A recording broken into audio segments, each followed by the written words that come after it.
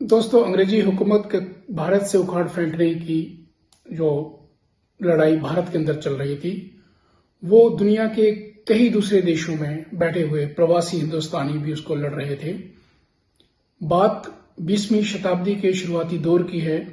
America, Canada के अंदर और दूसरे देशों के अंदर बड़े पैमाने पे जो हिंदुस्तानी थे, उन्होंने भी इस मुहिम में, इस लड़ाई में अपना योगदान देने की ठानी।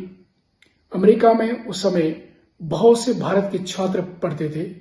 एक लार्ज स्केल स्टूडेंट्स वहां स्टडी वीजा के लिए गए और उन्होंने इस लड़ाई में कूदने का फैसला किया। 1912 और 13 के अंदर एक ऑर्गेनाइजेशन इन्होंने बनाई जिसका नाम था the Pacific Coast Hindustan association. ये एसोसिएशन गदर पार्टी के नाम से मशहूर है। इसका असली नाम कम लोग जानते हैं। इसको नेतृत्व दिया सोहन सिंह भकना और हरदयाल वगैरह ने। बहुत सी इनकी संख्या थी। ये बात है जुलाई 1913 की, जब इस पार्टी की स्थापना हुई। उसके बाद उसी दिन से इन्होंने एक पेपर निकालना शुरू किया। एक वीकली पब्लिकेशन था जिसका नाम था हिंदुस्तानी गदर।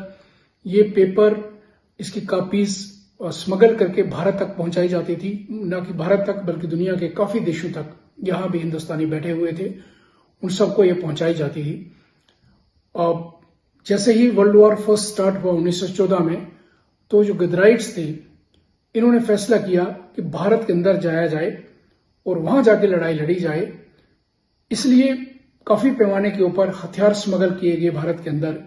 और जो उद्देश्य था वो था कि 1857 का जो प्रथम हमारा स्वतंत्रता संग्राम माना जाता है, उसकी तर्ज पे एक म्यूटिनी करवाई जाए, एक रिवोल्ट करवाया जाए आर्म फोर्सेस के अंदर और दूसरे लोगों के अंदर। लोग यहां पहुंचे, उन्होंने प्रचार करना शुरू किया, गुप्त सभाएं हुई, मीटिंग्स हुई और कुछ ऑर्गेनाइजेशंस के अंदर उन्होंने काम किया। लेकिन इंफॉर्मेशन लीक हुई और पूरा जो उनका प्लान था वो धराशायी हो गया। एक केस चला, काफी लोगों को अरेस्ट किया गया और एक केस चला जिसको लाहौर कॉन्स्पिरेसी ट्रायल केस के नाम से जाना जाता है और 42 लोगों को फांसी चढ़ा दिया गया। दोस्तों, इस गदर मूवमेंट ने, इस विचारधारा ने आने वाली जो रिवोल्यूशनरी मूवमेंट थी बाद में भारत के स्वतंत्र होने तक, उसका बहुत प्रभावित किया। एक मेला ऑर्गेनाइज किया जाता है, गदरी बाबियादा शहीदी यादगार मेला।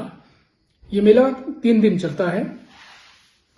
यहाँ देश विदेश से लोग आते हैं पार्टिसिपेट करने के लिए। मैं यहाँ पहुंचा हूँ पहले दिन। आज 31 अक्टूबर है, पहला दिन है। और सबसे जो आकर्षक चीज मुझे लगी वो यहाँ के बुक स्टॉल्स हैं। हमने सुबह यहाँ पहुंचे थे तो बड़ी कम इक्का दुक्का लोग यहाँ थे, लेकिन जैसे जैसे दिन बढ़ता गया, शाम ढलती गई, स्टॉल्स के ऊपर रश होने लगा।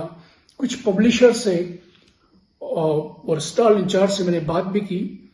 बहुत अच्छा लगा कि नई पीढ़ी के अंदर भी किताबें पढ़ने का शौक है और काफी अच्छी संख्या में यहाँ पे बुक्स की सेल होती है। ज्यादातर किताबें पंजाबी में हैं। यहाँ पे धार्मिक साहित्य भी है, फिक्शन भी काफी है, अम्बेडकर लिटरेचर काफी है और मार्क्सवादी लिटरेचर के भी करीब 3 स्टॉल यहाँ लगे हुए हैं अलग अलग पब्लिशिंग हाउसेस के। इसके साथ कुछ मैंने ग्रुप देखे नौजवान बच्चों के, जो अलग अलग ऑर्गेनाइजेशन से जुड़े हुए हैं। वो भी अपने ढोलक के साथ नारे लगाते हुए यहाँ पहुंचे हैं। मैनेजमेंट काफी अच्छा है। और शाम को 4 बजे कवि सम्मेलन शुरू हुआ। यहाँ पे काफी कवियों ने पार्टिसिपेट किया और कहने लगे, सानू गोली मार के दिखाओ। देखते सिपाही हथियार सुटन लगे। देखते जंग लगी। देखते जंग मुक्की। देखते जंग लगी। जब मैं उदास, काफी करीब 20 के आसपास किताबों का विमोचन भी यहाँ पे हुआ। तो यहाँ पे एक और आकर्षक चीज है जो देखने वाली है, वो है इनकी लाइब्रेरी, जो इनका म्यूजियम भी आप इसको कह लीजिए। यहाँ पे जितने भी लोग जिन्होंने शहादत दी या जिन्होंने भी इस संग्राम में, लड़ाई में हिस्सा लिया, उनके चित्र हैं, उनके फोटोज हैं और उनके नीचे छोटी छोटी 2-2, 3-3 लाइनों की उनकी हिस्ट्री कौन कहाँ का था, उसने क्या काम किया, इस तरह के नोट्स हैं। यहाँ आके बहुत प्रेरणा मिलती है, खास करके स्टार्स में बड़ा रिच लिटरेचर भी आपको मिलेगा। कुछ पाकिस्तानी लोग भी आने वाले थे जो इसमें पार्टिसिपेट करते, शायद वो पोइट्स थे, स्पीकर्स थे।